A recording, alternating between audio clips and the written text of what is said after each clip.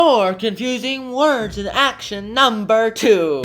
Learning English through pictures. Let's get this started with.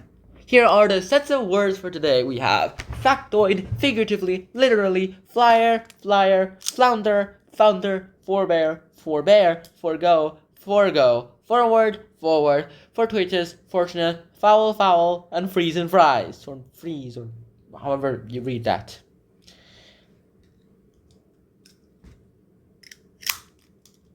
Mebius. First off, we have factoid and, I suppose, fact.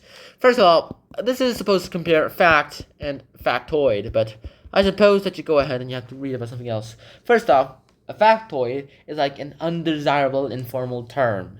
Like, if you use it informally, then you don't really use it in informal conversations. It's like info that appears in print that they are more likely to believe, even though it's a little likely to be false. And a fact is like a fact. It's nothing else, to be honest. All you can do about a fact is that it's true and it's sourced. Here's it. Did you know it's a fact that journalists make up at least 50% of what they write? This can get ironic. How can anyone possibly know that? I don't call that a fact. I call that a factoid.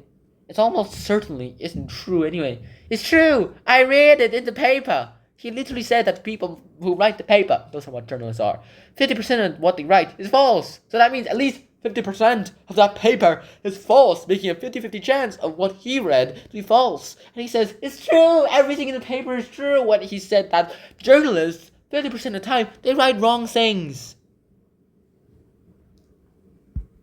Alright, next up we have the words figuratively and literally.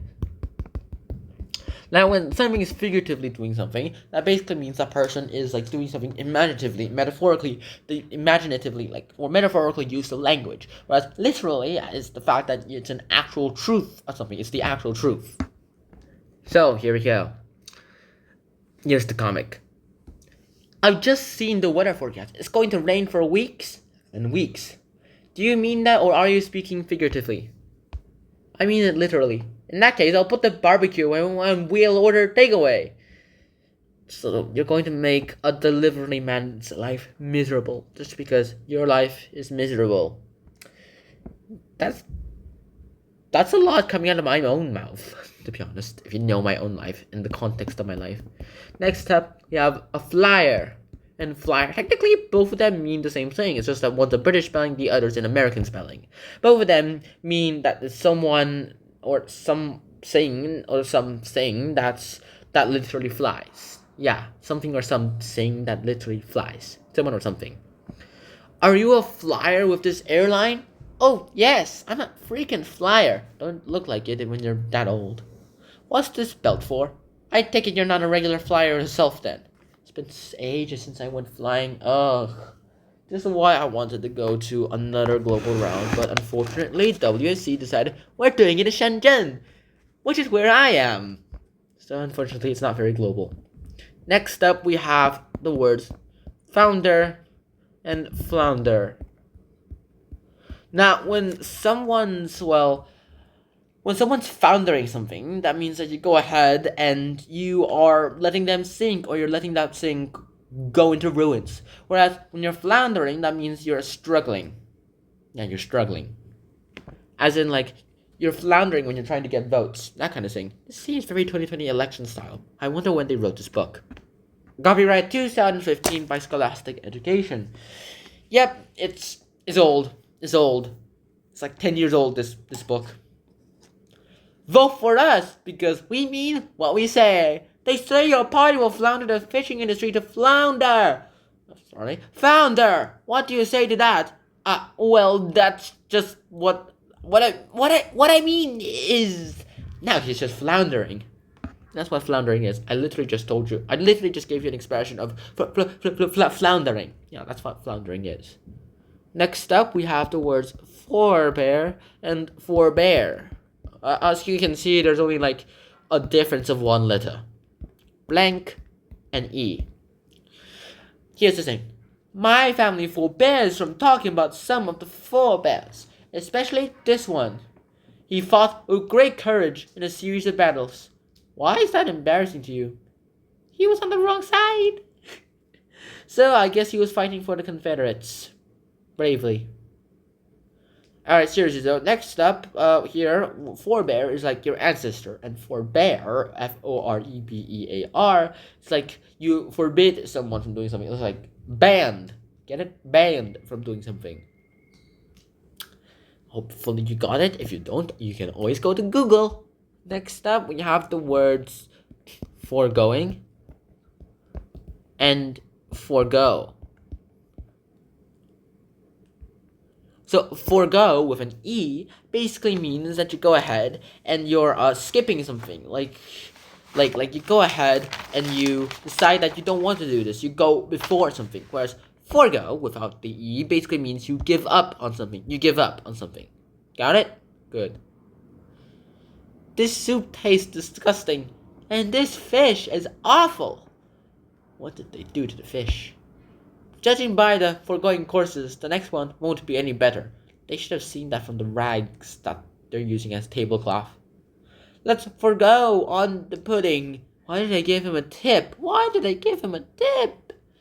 Alright, next up we have the words forward and forward. Now, when you're forwarding something, that means it's a short piece of writing that introduces a much longer written piece.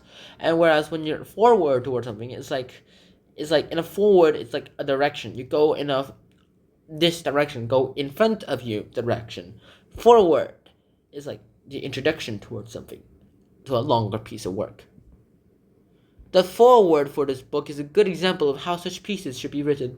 It makes you look forward to reading the rest of the book. In fact, it's a pity the book doesn't stop right there, because the rest of it is rubbish. The author's literally right in front of you. Should you at least respect the author, who's literally a best-selling author? Haven't you realized something? That maybe you're a little rude? Nah, I'm fine. Alright, next up we have the words fortuitous and fortunate. Now, when someone's fortunate, let's start out with fortuitous. When someone's fortuitous, that means it's a result of chance or accidental luck. And fortunate is like lucky. It's just pure dumb luck.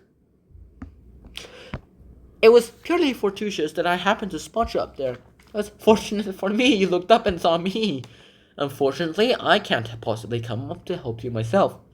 I'm scared of heights. Is he calling 911 or is he like, nah, I'm just gonna leave this person up there? I hope that he's calling 911. But it would be really badass if he goes ahead and says, I'm just gonna leave you up there. Bye! That would have been way better. Man, my mind's corrupted. Next up, we have the words fowl and fowl. F-O-W-L. It means it's like chicken. Fouling something is like chicken. Whereas foul, as in F-O-U-L, is like you go ahead and you, it's an illegal act, or you're disgusting thing. It's a disgusting thing. Like when something's foul, it's disgusting or it's legal. Whereas fowl, F-O-W-L, is like a small bird, like a chicken. La la la la la, chicken.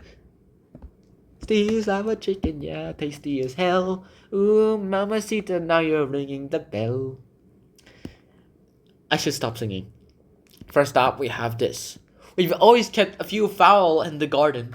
We enjoy the eggs they lay for us, and they are a lovely company. It's just a pity that they make such a foul mess of the garden. Hey, think of it as fertilizer for the garden, won't you?